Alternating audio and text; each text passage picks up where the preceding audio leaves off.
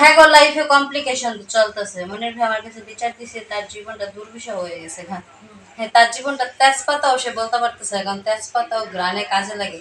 তার জীবনে এমন হয়েছে যেটা আমার কোনো কামে লাগতেছে না। মরা দুকলা আছে না যেটার কোনো কাজ নাই, যেটার কোনো গুণ নাই, ক্ষমতা নাই, যেটার মানুষ পাওয়া পিছায় যায়। হ্যাঁ মনির ভাইয়ের লাইফ আসার পর থেকে আর জীবনটা মনে হয়েছে।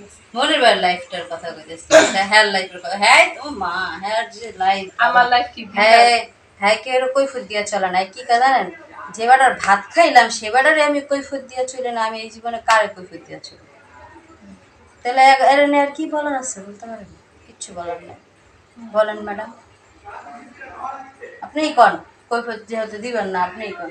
এটা কিন্তু হ্যাঁ, হাজব্যান্ড ওয়াইফের যে জিজ্ঞাসা করতে পারে বা ওয়াইফ হাজব্যান্ডকে জিজ্ঞাসা করতে পারে বা বলতে পারে, স্বাভাবিক, এটা কোনো বিষয় না যে যাই হোক আমি আপনাদের একটা কথা বলি, আমি যেটা বললাম সেটা মজা করে বললাম।